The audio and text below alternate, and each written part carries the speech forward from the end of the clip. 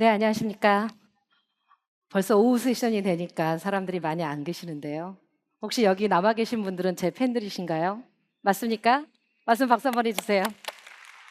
아, 항상 오후 세션을 하게 되면 항상 이 시간이 굉장히 부담스러운데 그래도 제 팬들이 앞에 계신 걸로 생각을 하고 진행해 보도록 하겠습니다. 안녕하세요. 저는 방금 소개받은 오케스트라 클라우드의 박수아입니다. 이렇게 여러분들께 발표하게 되어 영광으로 생각하고요.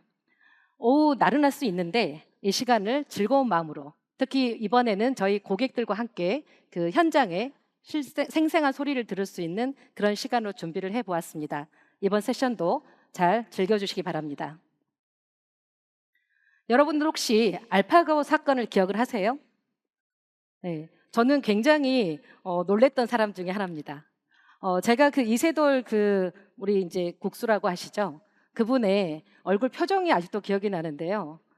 그때 다시는 바둑을 두지 않으시겠다고 퇴장하면서 앞으로 내가 뭔가를 한다 그러면 시뮬레이션을 한번 해보겠다라는 말을 남기시고 그때 은퇴를 하셨던 기억이 납니다. 흥행을 떠나서 이세돌이 만약 저였다면 어땠을까 하는 생각이 실제로 가슴 뜨끔하게 기억이 나고요. 기술의 발전보다 우리가 알고 있는 진짜 전문가는 누구인가 하는 혼란이 있었습니다. 이를 계기로 정부는 지능정보사회 종합대책을 시작으로 AI 정책을 연속적으로 발표해 왔었습니다. 2022년 챗GPT가 공개 이후에 정책의 속도는 더욱 빨라져 실제 올해 초에 발표된 AI 액션 플랜까지 이어지고 있습니다. 현 정부의 국정과제는 명실상부한 AI 3대 강국 도약입니다. 첨단 GPU 26만 장을 확보해서 세계 최강의 인프라를 확보하고 9.9조 원의 투자로 독자 AI 모델을 만들고 또한 이를 통한 전문 인재를 확보하겠다고 합니다. 이를 모두의 AI 무료 서비스로 국민의 AI 기본 사회 실현하는 것을 목표로 하고 있는 것인데요. 현재 모두의 AI 사업이 발주되어 통신 사업자 그리고 독자 모델을 가지신 기업들이 준비를 하고 있습니다. 이를 구체한 것이 바로 AI 액션 플랜인데요. 진짜 성장과 삶의 질을 개선이라고 하는 비전 아래서 글로벌 AI 3대 강국, G3 도약을 목표로 민관, 원팀 등 4대 원칙을 세워서 추진하고 있습니다. 전략은 크게 세 가지인데요. AI 혁신 생태계의 조성, 그리고 범국가 AI 기반의 대전환, 그리고 글로벌 AI 기본 사회 기업까지 13개의 전략에 99개의 액션 아이템을 제시하였습니다. 미래의 대도약을 위한 3대 메가 프로젝트도 주목을 해야 할 건데요. AI 산업 전환을 구동하는 반도체, 그리고 현장으로 나온 피지컬 AI, 그리고 이들을 담은 그릇인 AI 데이터 센터가 그 세 가지 방향입니다. 이 셋을 연결해서 한국형 AI 산업혁명의 실행축을 만드는 것인데요. 이 세 개의 축이 만나는 지점이 바로 토큰 팩토리입니다. 반도체가 엔진이 되고 데이터 센터가 공장이 되어 토큰 이코노미를 돌리는 이것이 바로 AI 강국의 도약의 실행 구조라고 할 수 있습니다. 그렇다면 AI 인프라에는 무엇이 필요할까요? AI 인프라의 필수 요소를 잠깐 보도록 하겠습니다. AI 인프라의 필수 요소는 여러 가지가 있는데요. 가장 중요한 하드웨어 측면에서는 GPU에 대한 컴퓨팅, 전력과 상면, 그리고 데이터라고 할 수 있습니다. 하지만 GPU는 사는 것도 물론 쉽지 않지만 그것을 성능 좋게 돌리는 것이 더 어렵습니다. 아키텍처의 효율성, 보안과 주권, 그리고 복원력이 기반이 된 운영 관리가 곧 경쟁력이 될 것입니다. 주요국들은 이미 기술의 주권과 소프트웨어 자립, 그리고 풀스택 전층 육성으로 방향을 선회하였습니다. 유럽은 IPCEI로 민간의 26유로를, 그리고 일본은 최도 725억 엔을 지원하고 실제 중국 같은 경우에는 자체 소프트웨어 육성을 통해서 시스템 소프트웨어 국산화를 확대하고 있습니다. 인프라 소프트웨어를 국가 전략 영역으로 다루는 것이 이 모든 국가들의 공통된 시사점입니다. 반면 한국의 현 주소는 어떨까요? 정부의 지원은 서비스의 계층과 물리자원 계층에 집중되어 있습니다. 그러나 중간 허리인 AI 인프라의 소프트웨어는 지원이 공백 상태입니다. 머리와 하체는 저처럼 튼튼한데 허리가 부실해 상하체가 끊긴 그런 형국인 것입니다. 이 허리를 어떻게 채울 것인가 고민이 되는 지점이기도 합니다. 이를 살짝 뒤로 하고 다음은 보안과 주권 보호를 위한 PPP에 대해 소개하도록 하겠습니다. PPP는 퍼블릭 프라이빗의 파트너십으로 국가정보자원관리원의 대구센터에 민간 CS사가 3개가 입점해 있습니다. 이를 통해 공공기관의 클라우드를 제공하는 민간 협력 모델의 최초 사례입니다. 2023년 대구센터 개청 이후에 2차례 분양을 나눠 이루어졌고 작년 국자원 화재 때는 14개의 시스템이 긴급 이전되며 그 가치를 증명했습니다. 대구 PPP 안에서는 클라우드사별로 프라이빗한 환경에서 서비스를 제공하고 범정보 초거대 AI 공통 플랫폼 그리고 정부 전용의 SaaS를 제공합니다. 이를 통해 최단기간에 이런 민간의 기술 집약적 서비스를 정부 안으로 끌어 들어올 수 있게 되었습니다. 그럼 실제 PPP를 어떻게 활용하고 있는지 KT 클라우드의 사례 발표를 통해 들어보겠습니다. KT 클라우드의 박수교 차장님 모시겠습니다.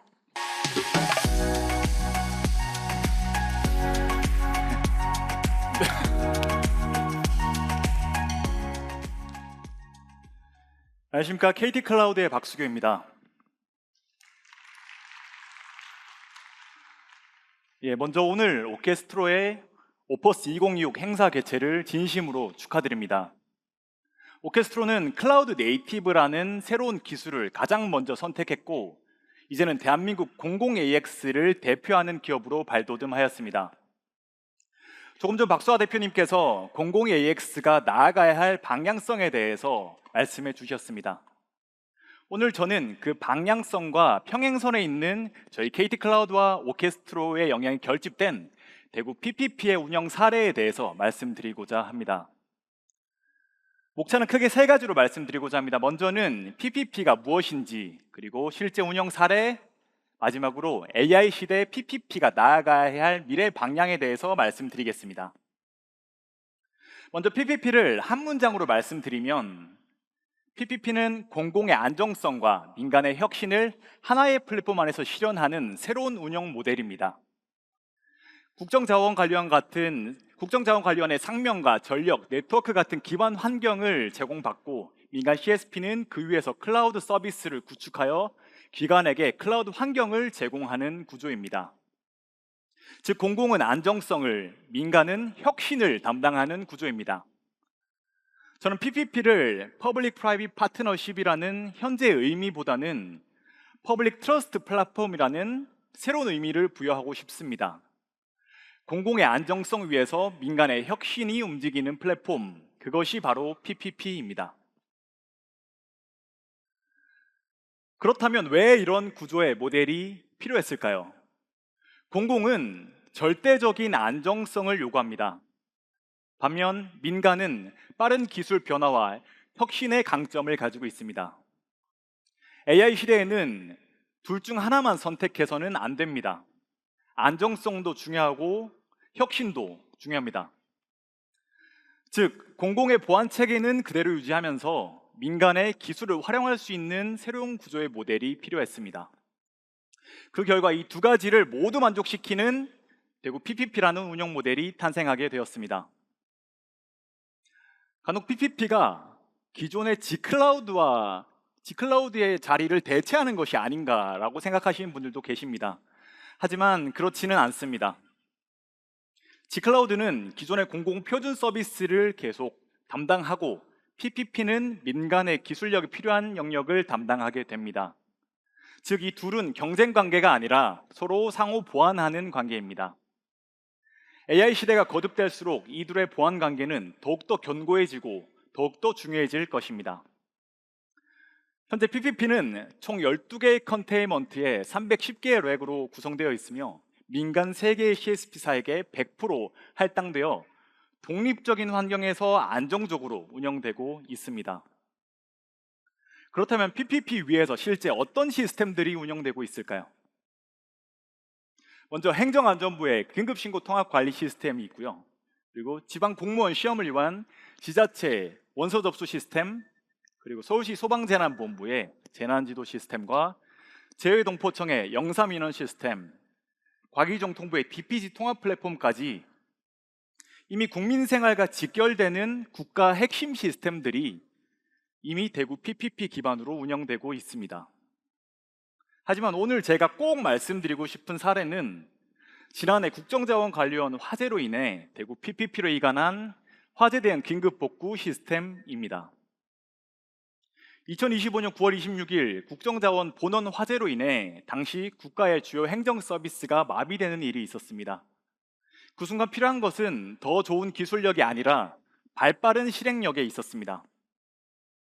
저희 KT클라우드는 즉시 전담 TF를 구성하여 어려운 환경 속에서도 화재로 인해 소멸된 레거시 환경을 PPP 기반으로 재구성하여 완벽하게 복구하였습니다.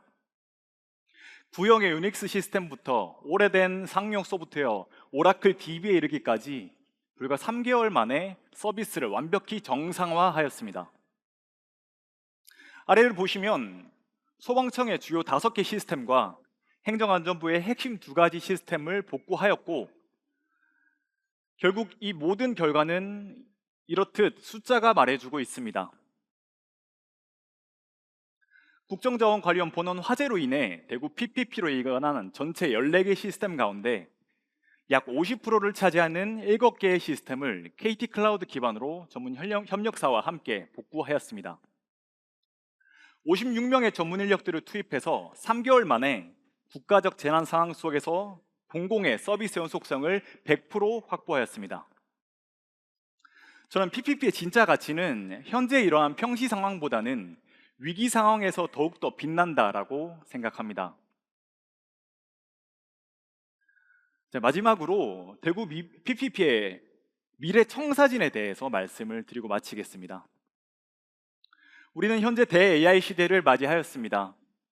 정부는 글로벌 G3를 목표로 AI 예산을 10조 원 가량으로 증액한 상황입니다.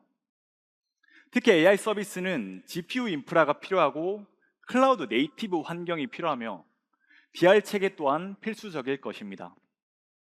결국 AI는 신뢰할 수 있는 인프라 위에서만 안정적으로 운영될 수 있습니다. 이제 PPP는 단순한 클라우드 환경이 아니라 공공 서비스의 안정성과 연속성, 혁신을 보장하는 AI 시대 미래 플랫폼으로 발전해 가고 있습니다. 저희 KT클라우드와 오케스트로가 함께 만들어갈 대구 PPP의 미래 방향은 명확합니다.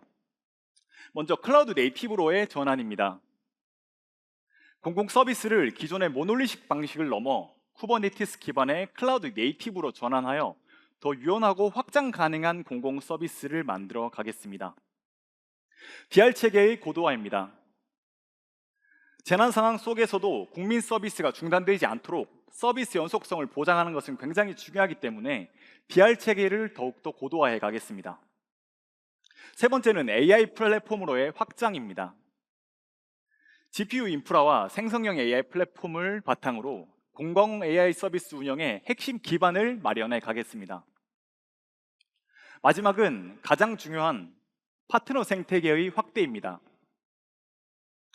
저희 KT클라우드와 오케스트로는 오늘 참석해 주신 파트너 여러분과 함께 대구 PPP존을 대한민국 공공 AX 혁신을 선도하는 플랫폼으로 만들어 가겠습니다. PPP가 만들어내는 가치는 국가, 공공, 민간에까지 모두에게 돌아갈 것입니다. 국가는 더 안전한 디지털 정부를 만들고 공공은 더 빠르고 유연한 행정 서비스를 국민에게 제공하며 민간은 새로운 기술과 시장을 함께 만들어 갑니다. 결국 PPP는 공공과 민간이 함께 성장할 수 있는 미래 클라우드의 표준이 될 것입니다. 발표를 마무리하면서 다시 처음 이야기로 돌아가 보겠습니다. 오늘 오퍼스 2026은 단순히 새로운 기술을 소개하는 자리가 아니라 대한민국 공공 AX의 미래를 함께 그려보는 자리라고 생각합니다. 그리고 그 미래는 한 기업이 혼자 만들 수는 없습니다. 공공의 안정성, 민간의 혁신, 그리고 파트너의 협력이 함께할 때 비로소 완성될 수가 있습니다. 저희 KT 클라우드는 대구 PPP를 통해 오케스트라와 그 기반을 함께 만들어 왔고 앞으로도 그 미래를 함께 가겠습니다. 경청해 주셔서 감사합니다.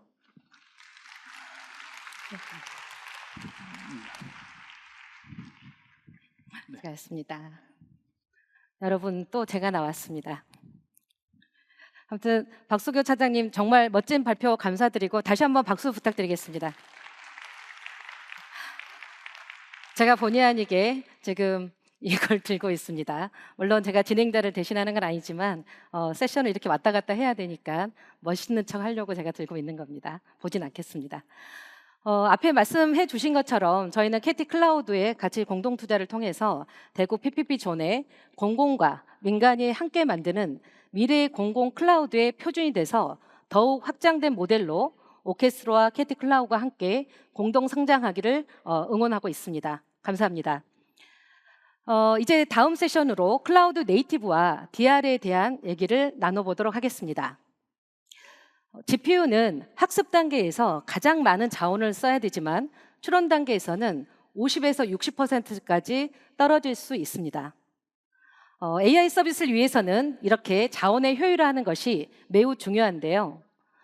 작년 국정자원 화제 한 건으로 정부 시스템 709개가 동시에 멈췄습니다.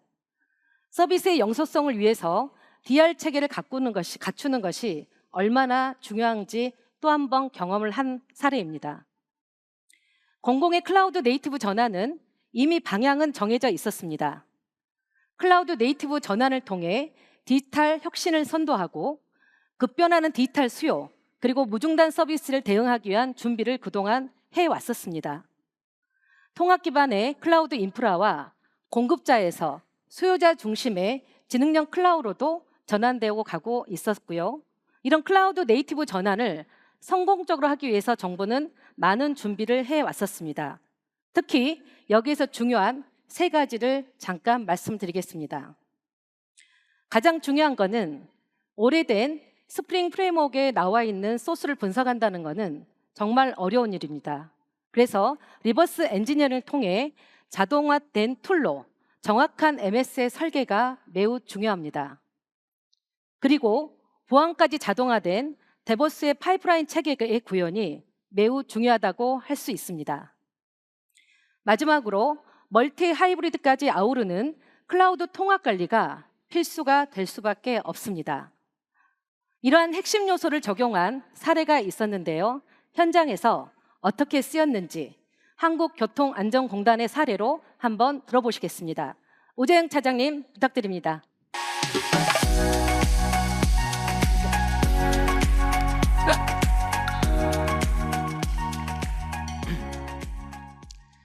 예, 안녕하세요. 한국교통안전공단 우재영 차장입니다. 이렇게 많은 분들 앞에서 발표하자니까 상당히 긴장되는데요.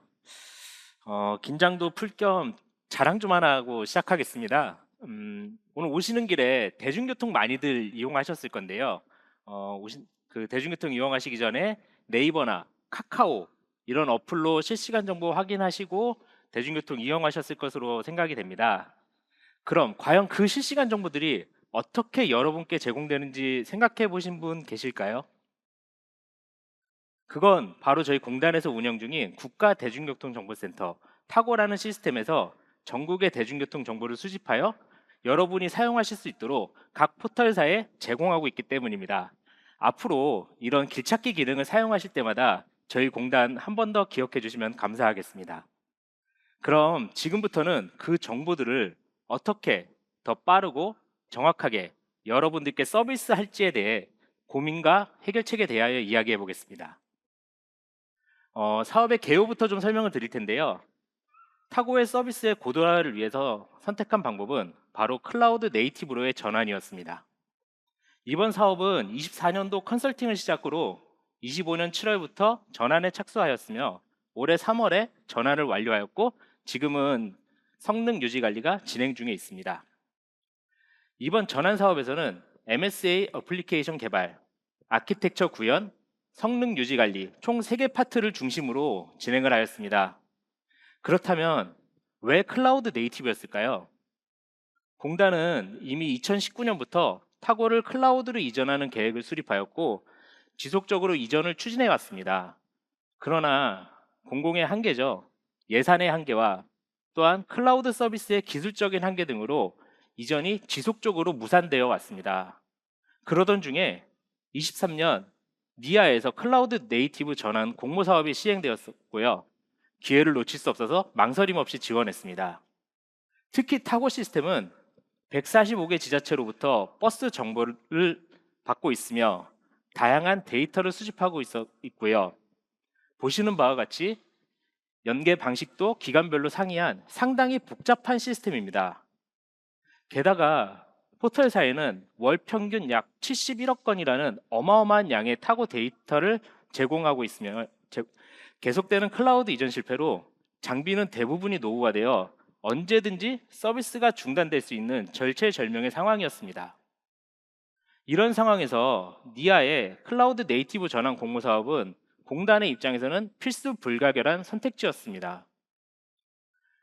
다음으로는 사업의 추진 경과를 좀 설명드릴 텐데요.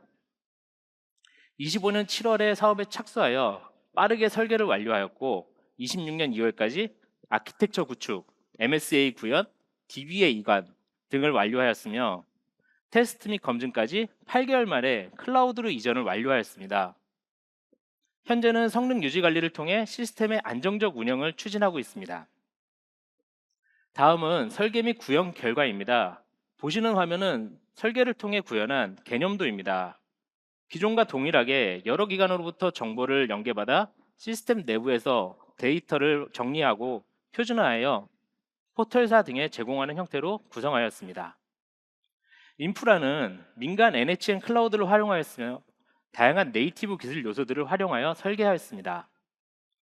특히 신경을 쓴 부분은 MSA, 즉 마이크로 서비스의 구성이었습니다. 클라우드 네이티브의 근간이 되는 마이크로 서비스의 구성은 향후 안정적인 시스템 운영을 위해서는 가장 중요한 부분이라고 판단이 되었기 때문입니다. 마이크로 서비스 분류를 위해 외부 전문가들의 자문회의 그리고 내부의 브레인스토밍 등을 통하여 다양한 논의를 하였고요. 최종적으로 기능별 재구성을 통해 17개의 마이크로 서비스, 2개의 DB, 11개의 경량 DB로 구축하였습니다. 민간 클라우드의 환경과 성능, 그리고 공공에서 가장 중요한 운영 비용, 예산을 고려해서 오픈소스 기반의 외부 아키텍처 6대 요소를 구성하여 시스템 안정성과 고가용성을 확보하였습니다. 보시는 바와 같이 6대 요소별 다양한 오픈소스를 활용하여 구성하였으며 특히 백킹 서비스로 카프카를 활용, 기존 폴링 방식에서 이벤트 드리븐 방식으로 변경하여 대중교통 실시간 정보 전달의 지연을 획기적으로 개선하였습니다. 타고의 경우에는 연계 기간이 다양하여 기간별 상황에 맞춘 시스템 배포가 상당히 많은 시스템입니다. 이는 클라우드 네이티브의 CI/CD 파이프라인과 보안 요소까지 고려한 데브섹옵스를 통해서 배포 시간 단축, 소스 품질 개선, 테스트 자동화, 그리고 무중단 배포가 가능하도록 하였고 이를 통해 연계 기간별 상황 변화에 기민한 대응이 가능해져 시스템 운영 효율을 극대화하였습니다. 이제 클라우드 네이티브 전환 완료에 따른 기대 효과를 좀 설명을 드리도록 하겠습니다. 기존에는 장애 발생 시에 한 개의 기능 장애에도 다수의 연계 장애가 발생하였으며 전체 시스템 재기동을 통해서만 정상화를 추진하였다면 MSA 환경에서는 장애가 격리되어 발생한 서비스만 장애가 격리하여 서비스 중단을 최소화하고 쿠버네티스를 활용하여 안정적 시스템 운영이 가능하게 개선되었습니다. 이는 다양한 대중교통 수단을 연계해 서비스하고 있는 타고 시스템에서는 정말 큰 장점이 되었습니다. 예를 들어서 기존에는 버스 서비스의 사용량 폭주로 DB에 장애가 발생한 경우 전체 다른 대중교통 수단 모두의 서비스가 중단되었다면 클라우드 네이티브 환경에서는 해당 수단만 장애가 격리되어서 타 서비스는 지장 없이 운영되는 장점을 가지게 되었습니다. 보시는 바와 같이 클라우드 네이티브 전환을 통해서 기능 변경 처리 시간은 약 71%, TCO는 5% 감소를 기대하고 있고요. 시간당 처리량은 오토 스케일링 등으로 무려 1000%의 상승이 기대되는 등 국민들이 더욱 정확한 정보를 신속하게 제공받을 수 있는 환경을 마련했다고 판단하고 있습니다. 끝으로 전환 사업에 대한 개인적인 느낌을 좀 말씀드리겠습니다. 사실 처음에는 진짜 막막했습니다. 클라우드 네이티브라는 신기술은 정말 생소했거든요. MSA가 무엇인지, DevOps가 무엇인지 너무나도 어려운 내용이었습니다. 그럼에도 오케스트로를 비롯한 여러 기관에서 많은 도움으로 완벽한 전환을 이뤄낼 수 있었습니다. 공단의 비전인 모두의 일상을 지키는 안전한 모빌리티 파트너, 실현을 위해서 누구나가 사용하고 있고 우리의 일상이 되어버린 대중교통 길찾기 서비스가 더욱 정교해지고 신속한 정보 제공이 가능하도록 만들어준 이번 네이티브 전환 사업은 최고의 선택이었다고 생각됩니다. 전환을 위해 노력해 주신 많은 분들께 다시 한번 감사의 말씀을 드리며 이상 발표를 마치겠습니다. 감사합니다. 감사합니다. 네, 또 제가 나왔습니다. 이번이 마지막입니다. 한국교통안전공단의 우리 오재영 차장님께 다시 한번 큰 박수 부탁드립니다.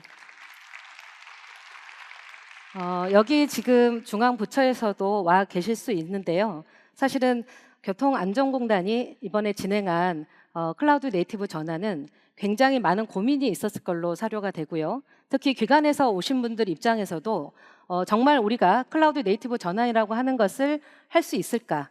그리고 장애를 이걸로 우리가 극복할 수 있을까? 많은 고민이 된다라고 한다면 아마도 이번 사례를 통해서 용기를 내셔도 되지 않을까 생각을 하고요. 특히 행안부에서 처음에 이 사업들을 준비를 하고 5개년 계획을 준비를 했을 때도 굉장히 많은 고민이 있었다고 합니다.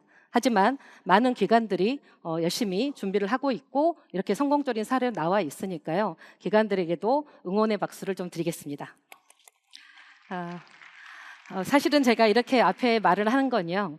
앞에 저희가 KT 클라우드를 엄청 잘하신다고 소개를 해놓고 지금 교통안전공단은 NHN을 썼습니다. 그래서 제가 조금 KT 클라우드에게 미안하고요. 혹시 오신 분들 중에 NHN이 있다라고 한다 그러면 자긍심을 가지셔도 될 것 같습니다. 아직까지 장애는 한 건도 없었다고 합니다. 이제는 이제 언급하기 어려운 주제지만 저희가 국자원 화재 이야기를 다시 한번 돌아가 보도록 하겠습니다.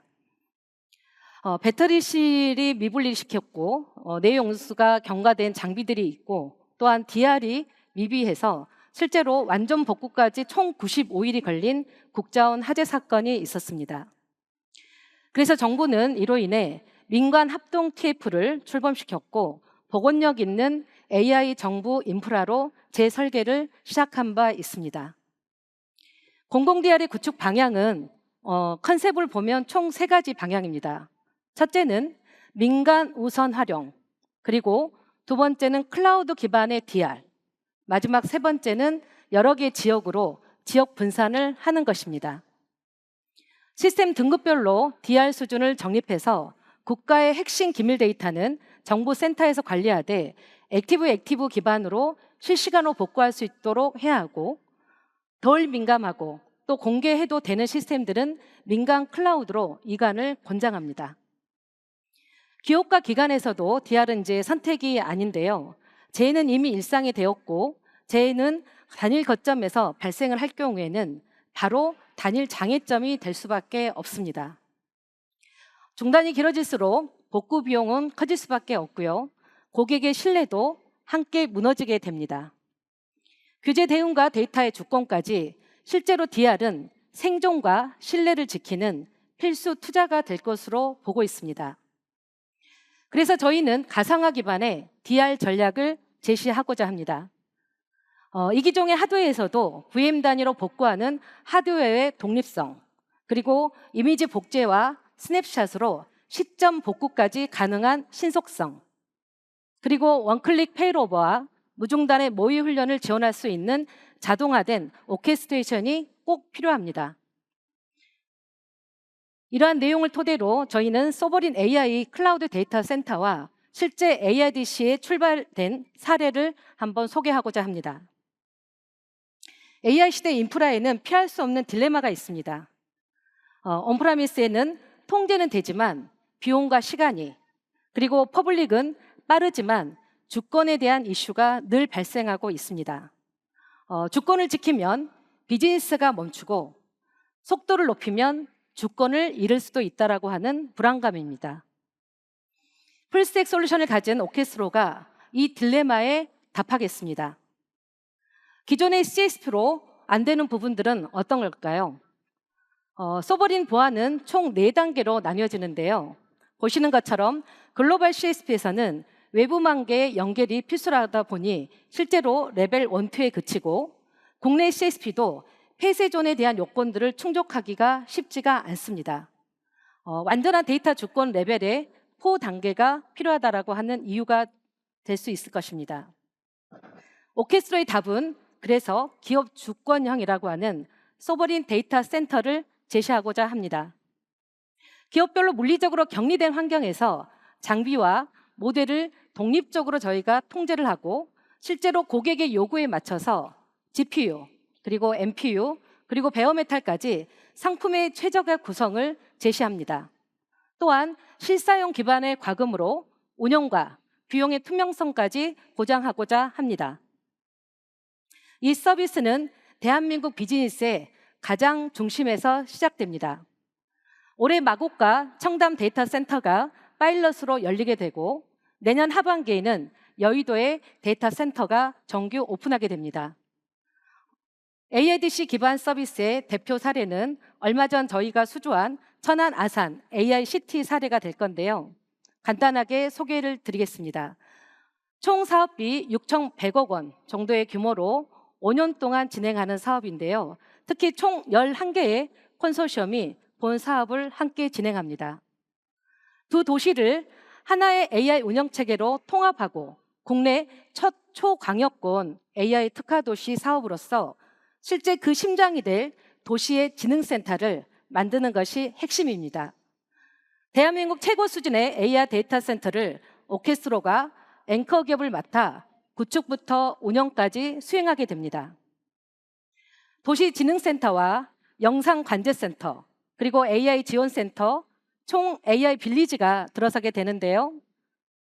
이 인프라 위에서 오케스트로의 컨소시엄이 함께하며 업세이지의 파운데이션 모델부터 카이스트의 자율주행, 그리고 노타의 AI CCTV까지 전 고성능 GPU와 NPU를 포함한 GPU 팜 안에서 AI 도시 서비스를 최적화하는 것이 그 목표입니다. 이제 마무리하도록 하겠습니다. 사실 얼마 전에 제가 나이파에 박윤규 원장님이 강의를 하실 때 들었던 메시지를 여러분들과 공유하고 싶어서 마지막 장표를 올렸는데요. 아실 분들이 있으실지 모르겠습니다. 1300년 전에 8세기의 돌골 제국 명장이었던 톤 유큐크의 비문에서 따온 내용입니다. 성을 쌓는 자는 망하고 길을 내는 자는 흑한다는 비문이 있었습니다. 돌고래의 힘은 당보다 많은 인구나 성곽이 아닌 유목적인 기동성에서 나온다는 말이 있죠. 실제로 남들이 아는 길은 나도 알고 적도 압니다. 우리가 성만 쌓는다면 쉽게 고립될 수 있고, 실제 길을 막 열어주면 우리가 무엇인지도 모르는 상태로 다 잃게 될 수도 있습니다. 지금 우리가 AI 시대를 가지고 있는 딜레마를 그대로 보여주는 것 같습니다. 성과 길은 같이 통합적인 설계가 매우 중요할 것 같습니다. 우리가 강한 것은 정말 독자적으로 경쟁력을 가지고 잘 지켜내고, 실제로 함께 할 수 있고 글로벌하게 함께 가야 할 것들은 무엇인지를 복합적으로 고민해야 할 경계선에 우리는 서 있는 것 같습니다. 우리 오케스트로는 가장 강력한 성을 쌓고 여러분과 함께 새로운 길을 세계로 개척해 나가겠습니다. 감사합니다.